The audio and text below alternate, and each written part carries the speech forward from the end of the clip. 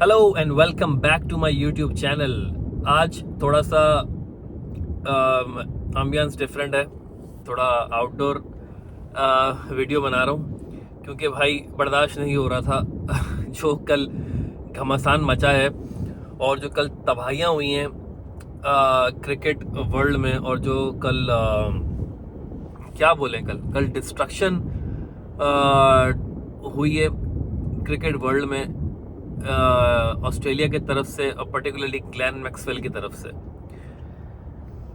कल का जो मैच हुआ है ना, उसके बारे में आप क्या ही बात करें। आप उसको कोई एक नॉर्मल क्रिकेट मैच नहीं है वो जो हुआ है। मतलब आपको हार्डली इस तरह के मैचेस जो है ना वो देखने के लिए मिलते हैं कभी। मतलब मुझे तो जहाँ तक याद पड़ता है कि जितना मैंने क्रिकेट देखा है, मैंने तो आज तक कभी भी इस तरह का जारहाना और ब्रूटल इनिंग्स किसी की नहीं देखी।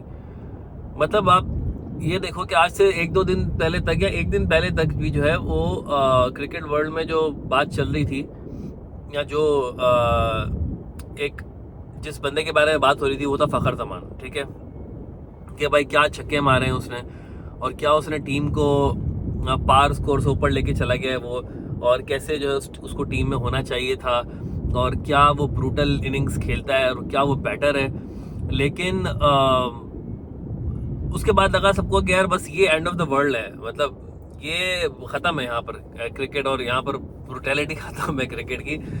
लेकिन भाई साहब, ग्लेन मैक्सवेल साहब ने सबको बोला कि ज़रा मेरी बात सुनो, रुको ज़रा, सब्र करो और सुनो मेरी बात को, कि मैं भी हूँ भाई कोई चीज़। मतलब उसने जो कल हरकत की है, जो उसने जिस तरह की उसने ब्रूटल हिटिंग की है, मुझे तो ऐसा लग रहा था कि यार ये कोई क्रिकेट मैच नहीं हो रहा। ये तो ना कोई नेट प्रैक्टिस करवा रहा है मैक्सवेल को कि भाई तूने अपना रिस्ट वर्क सही करना है और तूने किस तरह से खेलना है, तो ये तूने नेट प्रैक्टिस ले ले। किसी के हाथ में, बच्चे के हाथ में बॉल पकड़ा दी है, उसको दिए जा रहा है, और वो छक्कों पे छक्के मारे जा रहे हैं। बात करेंगे मैच के बारे में। अफगानिस्तान ने जब बैटिंग शुरू की तो बहुत ही सॉलिड उनकी बैटिंग लाइनअप लगी, जैसे कि वो ओवरऑल इस वर्ल्ड कप में करते आ रहे हैं। उनकी बैटिंग जिस तरह से निखर के आई है इस वर्ल्ड कप के अंदर, वो एक बहुत ही जो है वो बड़ा खुशाइन साइन है अफगानिस्तान के लिए कि एक टीम जो है वो नीचे से उठ के इस तरह से ऊपर आई। उन्होंने अपनी जीतने का जो काम शुरू किया, वो उन्होंने पाकिस्तान को हराने के बाद से जो है वो ऊपर आना शुरू हुआ है। जिस तरह से उन्होंने खूबसूरती से पूरा मैच बनाया, उन्होंने अपने आप को सिखाया कि भाई 50 ओवर्स किस तरह से खेलते हैं, और T20 की जो जहनियत से जो वो बाहर आए हैं।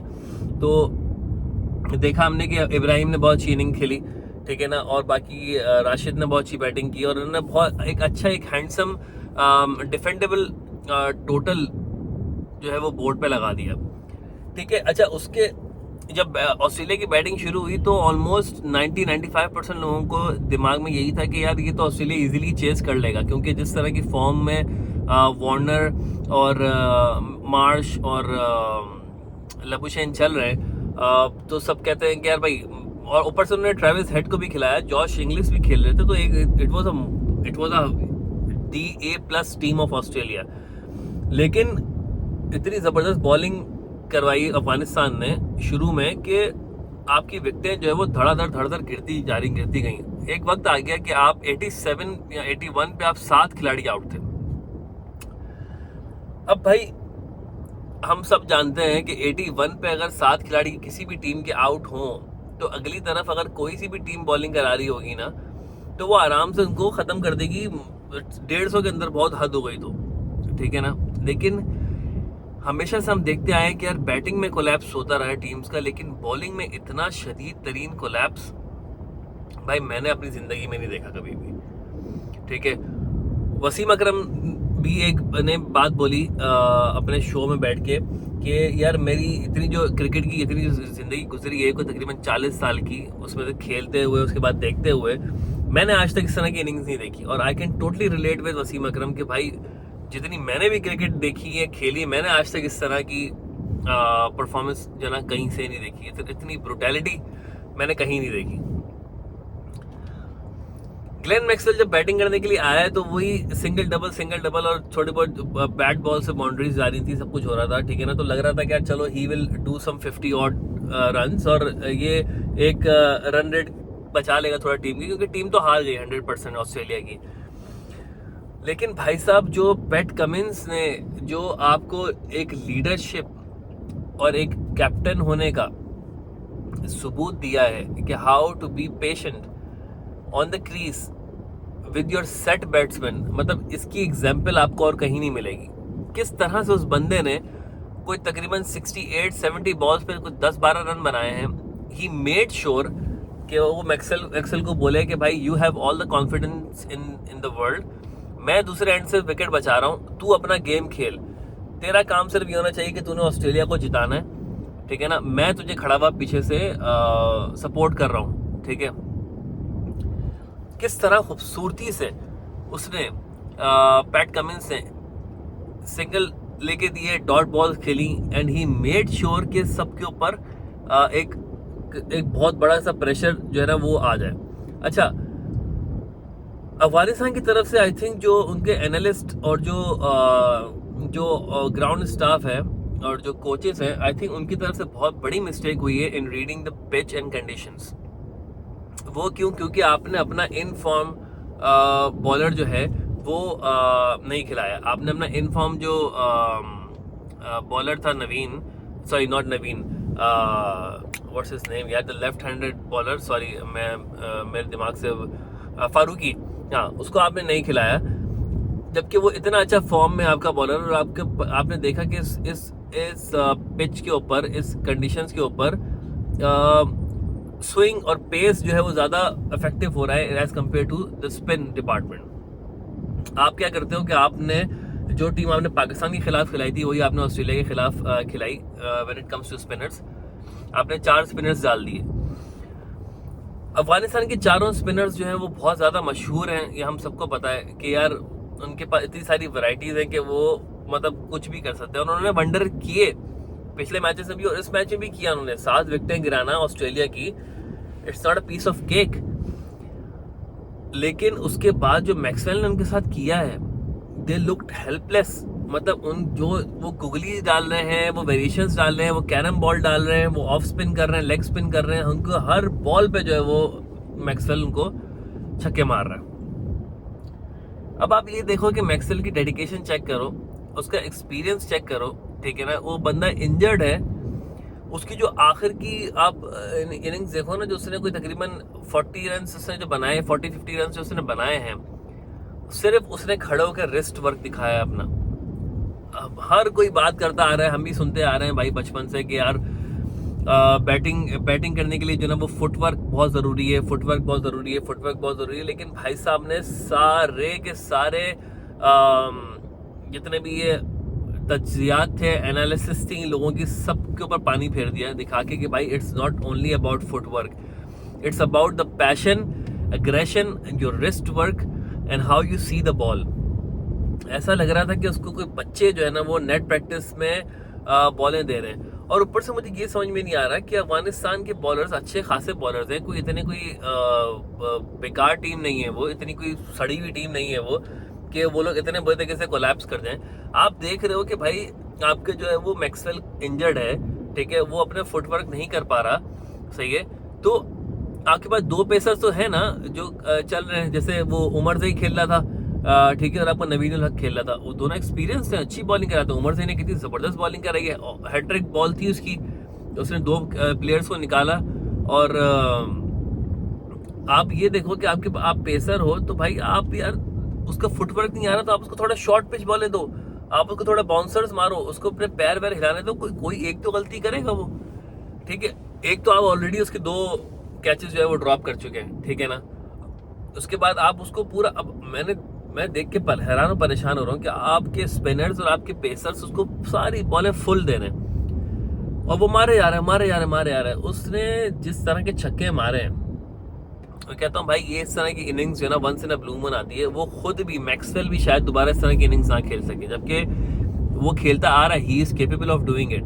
लेकिन यार क्या खूबसूरती से, मतलब बंदे ने 50 बनाई, उसके बाद उसने 100 बनाई, उसके बाद उसने 150 बनाई, उसके बाद उसने 200 बना डाले यार।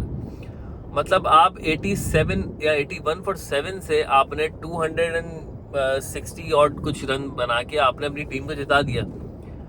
मतलब मैंने आज तक यार अपनी ज़िंदगी में ऐसी मैच विनिंग परफॉर्मेंस नहीं देखी होगी। मतलब देखी है बहुत सारी, जैसे फ़खर जमान की तरफ से थी, लेकिन ये तो जो उसने काम कर दिया ना भाई, मतलब इसका तो कोई कहते हैं कि इसका कोई जवाब ही नहीं है। मतलब किस तरह से खूबसूरती से उसने खेला है और किस तरह खूबसूरती से उसने अपनी टीम को वो आगे लेके गया है, किस तरह से उसने अपना गेम बनाया है। It's a perfect example for everyone. मतलब यंगस्टर्स के लिए या जो भी क्रिकेट देखते हैं या खेलना पसंद करते हैं, उनको ये देखना चाहिए कि यार नो मैटर व्हाट, अगर आपने ठान लिया है, आपने सोच लिया है कि आपने कुछ करना है, तो आप कर जाओगे। ठीक है, ये तो हो गई थी ग्लेन मैक्सवेल की बात, क्योंकि जी उसके बारे में जितनी भी बात की जाए ना वो कम है, क्योंकि पूरी दुनिया आशिक हुई हुई है उसकी। हर लेजेंड, हर क्रिकेटर दीवाना हुआ हुआ है इस वक्त मैक्सवेल का, कि उसकी इनिंग को देखने के बाद एक अलग सा एग्रेशन, एक अलग सी होप जो है वो बाकी के बैटर्स के अंदर भी जागी है फॉर श्योर। और वर्ल्ड कप को एक अलग ही लेवल पे ले जा चुका है मैक्सवेल अपने कल की परफॉर्मेंस के बाद से। अब थोड़ी सी बात कर लेते हैं एज यूजुअल अपनी पाकिस्तान टीम के बारे में, और कुछ थोड़ी सी बात कर लेते हैं अपनी इंडियन टीम के बारे में। पाकिस्तान टीम के लिए वे फॉरवर्ड आगे बढ़ते हुए क्या है जो उसको करना है इन ऑर्डर टू सरवाइव। अभी क्या है देखो, इंडिया क्वालिफाई कर चुकी है, साउथ अफ्रीका क्वालिफाई कर चुकी है, ठीक है ना, और आपकी ऑस्ट्रेलिया क्वालिफाई कर चुकी है।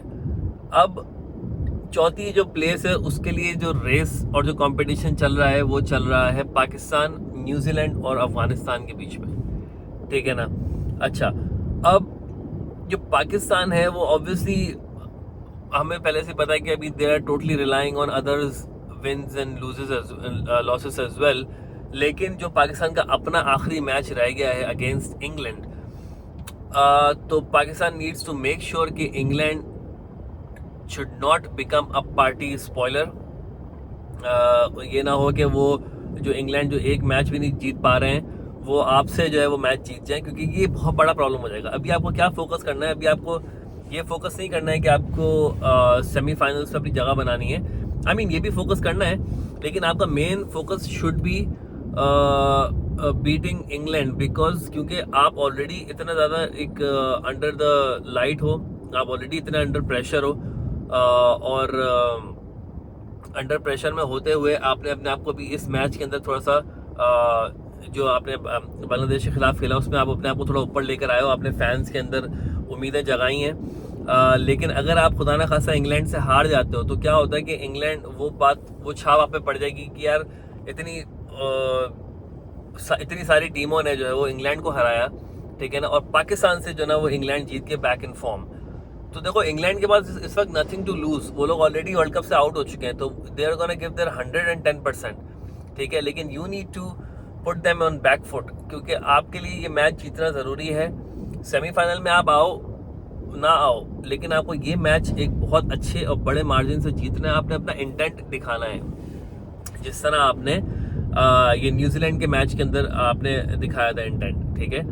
आपको फ़खर जमान को वही अपनी फॉर्म जारी रखनी चाहिए। अब्दुल्ला शफीक को थोड़ा तेज़ खेलना पड़ेगा, बाबर आजम को तेज़ खेलना पड़ेगा। रिजवान बहुत मुझे लगता है कि he is like literally willing to come on the field and do some destruction, ठीक है ना। और आपके सारे प्लेयर्स को चलना पड़ेगा, आपकी बॉलिंग डिपार्टमेंट को सही होना पड़ेगा। ये आपका वे फॉरवर्ड है इस वर्ल्ड कप के अंदर। और बाकी अफगानिस्तान के लिए I feel really bad and I feel really sad कि यार इतना हमेशा ऑलमोस्ट जो है ना अब उनके साथ ही होने लग गया है कि उनके बिल्कुल मुंह में निवाला होता है और वो छीन लिया जाता है, ठीक है ना। आप अगर पाकिस्तान के साथ इनके मैचेस की बात करो, जो नसीम शाह ने 1-2 मरतबा किया इनके साथ, ठीक है ना, वो एक बहुत ही दुखी चीज़ थी। और जो कल जो हुआ है भाई, वो तो इसको ना give them a big dent, मतलब वो तो एक बहुत ही ब्रूटल लॉस है, ठीक है ना। आपके हाथ में मैच था, आप जीते हुए थे वो मैच, आप वन साइडेड कर चुके थे, आपके कोचेस वगैरह सब खुश थे, अजय जडेजा नाचना शुरू हो गए थे, ठीक है ना। लेकिन आपने जो है आई थिंक आप थोड़ा ओवर कॉन्फिडेंट हो गए और आपने जो है वो मैच अपने हाथ से गंवा दिया।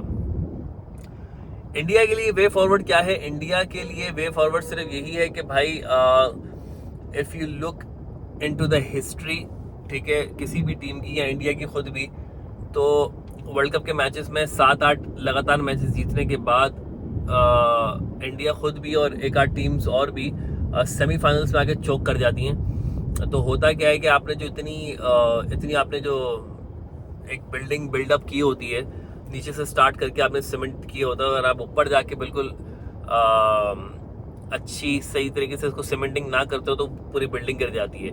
तो अभी क्या होगा ना कि आपने इतनी ज़बरदस्त किस्म की परफॉर्मेंसेस दी हैं, आपके बॉलर्स हैं, आपके बैटर्स हैं, इतनी ज़बरदस्त परफॉर्मेंस दी है, लेकिन अगर आप खुदा न खासा सेमीफाइनल्स में जाके हार जाते हो, ठीक है, या सेमीफाइनल्स में भी जीत जाते हो और फाइनल में जाके अगर आप खुदा न खासा हार जाते हो, तो यार यही फैंस जो आपकी आजकल माला जप रहे हैं, यही फैंस आपको बैठ के बैश कर रहे होंगे, यू नो द कल्चर।